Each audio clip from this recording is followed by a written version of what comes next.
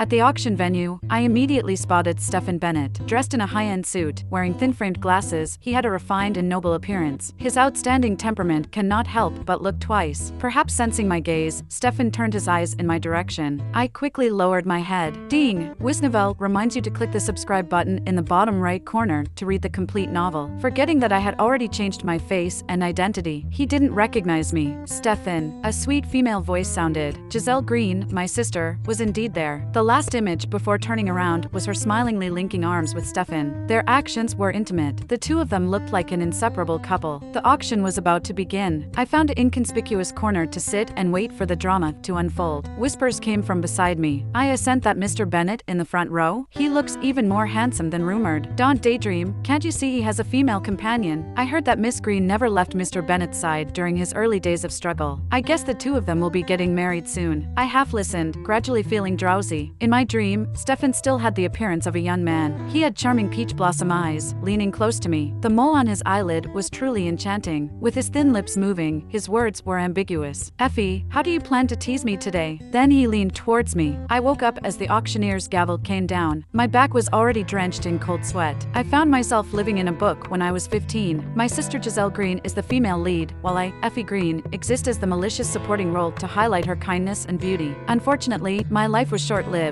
and I eventually died at the age of 18. In fact, many things leave traces behind. My sister is beautiful and excels in her studies, so no matter what she does, our parents and teachers always favor her. As for me, I have average looks and average grades. I am even so mediocre that even the system couldn't help but question when it first saw me. How could the male lead fall in love with you? The male lead it referred to as Stefan Bennett. At that time, Stefan was living in my house. Although he was a year younger than me, he skipped a grade due to financial reasons and became my classmate. The Stefan in my memory was quiet and always buried in his faded school uniform while studying. Except for occasional encounters at home where he would politely greet me, we didn't have much interaction. It was Giselle who always liked to be around Stefan. I doubted that the system made a mistake, but it insisted adamantly that it was not possible. Fortunately, there is still time now, and a chance to correct the error. The system presented me with a condition. If I followed its instructions, it could help me rearrange my life in the future. I agreed, so I started treating Stefan with a bad attitude, bullying him, scolding him, displaying my malice to the fullest, trying to make him detest me. Later on, I often wondered if I had discovered earlier the paranoid, pathological, almost excited look in Stefan's eyes every time he looked at me. Would everything have been different? Stefan had always hidden his true colors well. It wasn't until 3 years later when my mission was completed. As I prepared to fake my own death and leave, 17-year-old Stefan finally showed his true colors. He grabbed my system and asked in a gentle voice, "Where are you going, Effie?" The smile didn't reach his eyes, and it felt like my throat was being constricted as well. My blood ran cold. In a panic, I lunged forward and bit his forearm. There was already a hint of rust between my teeth. He didn't even raise an eyebrow, but instead whispered softly, "Come on, bite harder." Meanwhile, the system was chattering frantically in my ear. "Host, do you know that every time the male lead calls you Effie, he's actually thinking?" Stefan finally frowned impatiently, exerting more force, SHH. The system's voice became intermittent. As he lifted my chin, I looked at him blankly and blurted out unconsciously, What are you thinking?" He chuckled, his thumb pressed heavily against my lips, wiping away the bloodstains. "Of course, I'm thinking about how to possess you." He leaned in close to my ear. "How can I make you mine?" I covered my ears and pushed him away abruptly. Stefan remained calm, still staring at me intently. "Effie, do you think if I let you go, we will meet again?" A long silence followed. As if by divine intervention, my wildly beating heart suddenly became unusually calm. I swallowed hard, leaned in, and kissed the corner of his lips. "Oh, of course. Stefan, I can't bear to part with you either." He was stunned for a moment, loosening his grip on the system's hand. It was in that moment of distraction that the system seized the opportunity to take me away. I had deceived him. To this day, I still cannot forget the look Stefan gave me in the end. His dark eyes were like the center of a storm, as if he wanted to tear me apart. Except for Stefan, my fake death fooled everyone. The system fulfilled its promise and arranged a new identity for me. Previously in the Green family, I lived in constant scrutiny and belittlement. Only by locking myself in a room to paint could I find a moment of relief. Now, my new identity is the owner of an art studio, running a calligraphy and painting workshop in the southern part of the city. Slowly, I began to emerge from the shadow of living under the spotlight of Giselle for 18 years, starting a new life. Over the years, as usual, I would attend some auctions to purchase various collectibles for the workshop, but I forgot that this time Stefan would also appear at the auction. They say that 7 years are enough for a complete turnover of all body cells, where love and hate all turn to dust. Even the system said, supporting roles cannot escape the fate of being forgotten. Stefan probably probably doesn't remember me anymore. After all, 10 years have passed, and the plot is coming to an end. According to the plot of the book, at this moment, Stefan and Giselle are deeply in love. Stefan will bid on a custom diamond ring by a master jeweler at this auction because he plans to propose to Giselle in the near future. Suddenly, gasps could be heard around. Oh my, is Mr. Bennett out of his mind? I looked up and saw the auctioneer hammering down. 2 million, sold. The painting in the auctioneer's hand is called Picking the Moon. Even laymen could tell it wasn't a masterpiece, but Stefan still bid far beyond its actual value, naturally for the sake of the artist. People were discussing and speculating whose work it was. I stood there in a daze, because that was the painting I did when I was 18. Until the end of the auction, Stefan only managed to bid on one painting. I felt anxious for no reason. After the auction ended, I found a lounge to contact the system and inquire about the situation. To my surprise, not long after I sat down, Giselle burst in through the door. She slammed the painting on the ground as if venting her frustration, and hysterically exclaimed, "I've been waiting for this day for so long, only to see him buy this piece of junk? Calm down? How can I stay calm?" Perhaps not expecting anyone else to be there, she was momentarily surprised, but quickly regained her composure and looked at me defiantly. "You saw everything?" After graduating from high school, Giselle entered the entertainment industry. However, things didn't go as smoothly as she had imagined, and she is still just a third-rate minor celebrity. But she continued to act as if she were superior to others. I picked up the painting for her and said, "Miss Green, it's not a good habit to disrespect things." "What's wrong?" The familiar voice made my hand holding the painting tremble. Stefan had somehow walked over to Giselle. Giselle snatched the painting from my hand, hugged it to her chest like a treasure, and burst into tears in an instant. "It's my fault for not taking care of my sister's painting, and it was ruined by this lady." Just a moment ago, her expression could be described as resentful. With no surveillance here, Giselle intended to once again frame me using her female protagonist, Halo, as before. I explained, "It wasn't me." As expected, no one believed me. I heard Stefan curtly say, "Compensate." A sourness surged in my heart, and I looked straight into his eyes, biting my lips stubbornly and repeating, "It wasn't me who did it, and I can't afford to compensate." Only then did Stefan give me the first direct gaze since I entered. "What is your name?" Our eyes met, his gaze heavy. It felt as if something suddenly entangled my limbs, pulling me down, trying to drown me. I glanced away with difficulty. Feeling it was too deliberate, I lowered my head and pulled out a business card from my bag, handing it to him. "Zora Powell." He repeated it. Each syllable echoed on his tongue, as if he wanted to chew up these two words and swallow them. Seeing this, Giselle suddenly changed her attitude, grabbing Stefan's arm and persuading, "Stefan, forget it. I don't think Miss Powell did it on purpose." Stefan finally withdrew his gaze, his tone indulgent. "All right, I'll listen to you." I felt relieved and was about to leave. "Wait." He stopped me again. "Miss Powell, can you repair calligraphy and paintings?" Seeing him holding the business card I had just given out, it was too late for regrets. I could only grit my teeth and answer, "A little." Stefan naturally handed me the painting. "Then please take care of it for me, Miss Powell." I couldn't refuse at all. After all, in the situation where there was no way to argue, it was already good enough that Stefan didn't hold me accountable for the loss. Before leaving, I finally asked the question that had been on my mind for a long time. "Everyone says Mr. Bennett spent a fortune on a painting. I'm curious, is the person who painted this painting very important to you?" He smiled, leaned down to my ear, and in a voice so low that only we could hear, "I think about that person day and night, itching with hatred. If I find her, I won't let her off." In my dream, countless fragments of memories flashed through my mind. At one moment, I was in a studio with perfect spring light. I was biting my brush, asking the young man behind me, "What do you think I'm painting?" He said, "There are 2 moons in the night sky, and the leopard picks up the fallen moon on the ground. He thinks he can die 1,000 times for her." In the painting, the leopard suddenly pounced towards me, transforming into the adult Stefan and pinning me down. He bit my earlobe, his tone fierce. "Effie Green, I won't let you off." A sleepless night. The next day, with dark circles under my eyes, I arrived at the studio, and to my surprise, Stefan was there too. He was wearing a dark gray turtleneck sweater, sitting elegantly on a rattan bench, reading the morning news. Seeing me, he just greeted me lightly and then lowered his head. My anxious heart settled down. In my mind, I told myself that Stefan was just there to supervise. Afraid that the scenes from my dream would become reality, I quickly prepared my repair tools, just wanting to finish early and avoid any entanglement with him. I never thought I would have the chance to see this painting again. Picking the Moon was originally painted to participate in that year's International Youth Painting Competition, all because of a casual remark by Giselle. Her painting is plagiarized. I was scolded by my mother, without a chance to defend myself. After all, how could the protagonist of Kind and Beauty deceive people? My mother pointed at my nose, scolding me, saying that she had given me such good conditions to learn painting. I saw the malicious smile on Giselle's face. When I was slapped, my body lost balance and fell. If it weren't for Stefan, my hand would have landed on the scattered thumbtacks. Before that, I had bullied Stefan even more fiercely upon learning that Giselle liked him. I would call him to the studio studio, intentionally dirtying him with paint. It was early spring, and Stefan had to go to school the next day in semi-dry uniform, which made him catch a cold soon after. But even so, when he brushed off the thumbtacks for me, he did not hesitate, even though his hand was dripping with blood. That was the only time I wavered about bullying Stefan. "What are you thinking about?" Lost in thought, Stefan suddenly walked up to me. Startled, I accidentally knocked over the toolbox, and things inside it fell to the ground with a clatter. He moved to help me pick them up. "No need," I shouted loudly, stopping him. Stefan leaned against the table and watched me clean up before speaking slowly. "Miss Powell seems to be afraid of me." He approached me, his expression dark and unclear. "Are you afraid I will devour you?" His gaze fell downward, lingering on the lower half of my face. It felt like I was on the brink of drowning, yet it made me feel parched. With nowhere to hide, I turned my head away from him. "Mr. Bennett, please don't act like this. It may lead to misunderstandings." As if he truly didn't know, he asked me, "Don't act how? Misunderstand what?" I said, "You and Giselle seem to be getting close." Luckily, at that moment, the assistant called me from the door. "Miss Powell, someone is looking for you." I pushed him away as if fleeing. Outside the door, a man in a white hooded sweatshirt greeted me with full of vitality. Samuel Price was my former student in an extracurricular training class and is now studying at a nearby university. He happened to pass by and asked me a few professional questions. I gave him some guidance, and he thanked me with a smile before leaving. When I turned around, Stefan was nowhere to be seen. In the evening, after finishing the training class, I returned to the studio to clean up the desk. The assistant was about to throw away the old frame of the broken painting Picking the Moon. A painting fell out of it. I bent down to pick it up. It was a sketch, the paper slightly yellowed. I remembered how I used to ask Stefan to accompany me to the studio. Whenever he had nothing to do, he would take out his sketchbook, but he never showed me what he drew. This painting was probably accidentally sandwiched in during framing back then. The assistant leaned over to look at the painting. "This painting looks like you, Miss Powell." That's when I realized something was wrong. In the corner of the paper was a signature from 10 years ago, clearly depicting me now.